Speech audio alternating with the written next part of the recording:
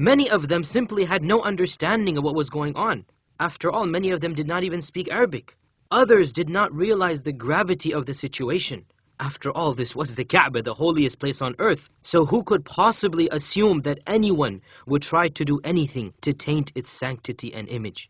But a few people immediately realized the fanaticism that was slowly unfolding before their very eyes, including the Imam of the Haram. He immediately disguised himself in the crowd, and 3 days later, when Juhayman let the women and children out, he managed to sneak out of the Haram along with them, and he was one of the primary sources that the authorities could rely on to understand what was happening inside of the Haram.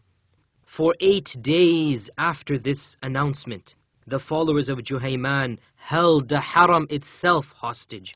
No one was allowed to leave initially, and those who were trapped inside were held hostage until finally, when food ran short, Juhayman was forced initially to let the women and children out and eventually the men out as well. But Juhayman and his own followers sealed the doors of the Haram shut, and they barricaded themselves in the underground basement of the Haram.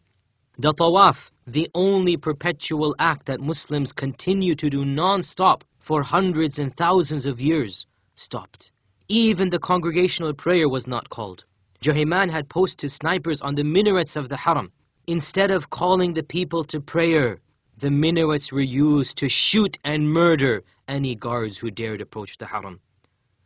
The Muslim Ummah was stunned.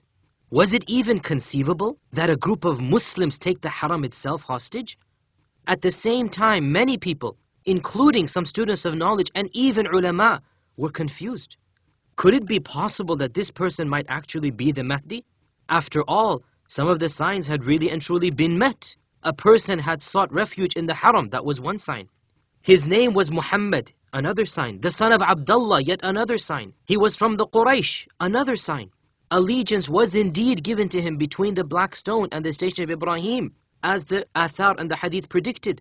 No matter how remote the possibility, the question lurked in the minds of these people. What if this really were the Mahdi? For if it were, the Prophet ﷺ also told us how, towards the end of time, an army will march towards the Haram in order to attack someone who had sought refuge in it, and that the earth itself should swallow up that entire army and destroy them. What if this were the Mahdi, and any army they sent would be the very army that the earth would swallow up?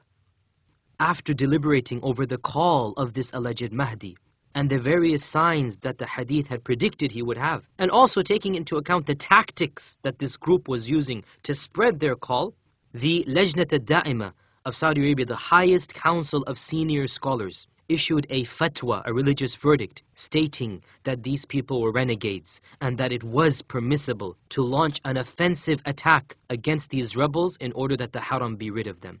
Based upon this fatwa, commandos, armed with plans devised by military experts and strategic analysts, stormed the Kaaba, equipped with tanks, hundreds of military personnel, and other assault weapons. In the shade of the first house ever built on earth for the worship of Allah, the house of Allah built by the Prophet Ibrahim, an armed combat ensued. Both sides exchanged fire. The intricate layout and architecture of the Haram proved to be advantageous for these rebels. For every pillar became a shield behind which they could hide, and the multiple floors of the Haram proved to be a veritable maze. The sacred mosque became a war zone. Many people were killed, including the supposed Mahdi himself. It is unclear how he died. Some rumors have it that he was killed by some of his own followers when he realized that this was a gross mistake and wished to turn himself in. In any case, when the supposed Mahdi died, many of his followers realized that this could not possibly be the Mahdi, and with his death, they surrendered themselves to the forces. Others, including Juhayman himself, who was the actual ringleader, fought on, using tear gas, throwing in smoking tires, and other ammunition. The commandos who stormed the Haram tried to extricate Juhayman and his core followers, but they had taken shelter in the basement of the Haram, and they were not able to bring them out. Finally, as a last resort, they flooded the basement of the Haram with water and threw in live electric wires. Having no option, Juhayman and his followers, battered and bruised, covered in smoke and soot, surrendered themselves. Photographers managed to capture images that still bring chills and shivers to those who look at them to this day. 61 people were caught alive. The rest, over 100, died in the battle inside the Haram. All of these 61 were soon executed in cities all around the kingdom.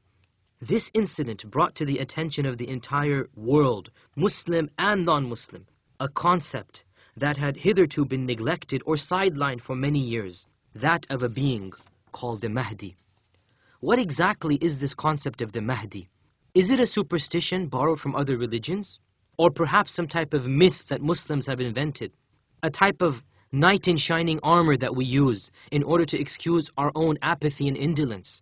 And what about the ramblings of a heretical and unorthodox group who believe that a Mahdi has been alive and hiding in a cave for the last 1200 years, secretly controlling the world and biding his time to leave? Perhaps the Mahdi is merely a figment of the imagination concocted by these groups. And finally, this figment made its way to Sunni theology as well. The answer to these questions and more is the topic of the present series of lectures.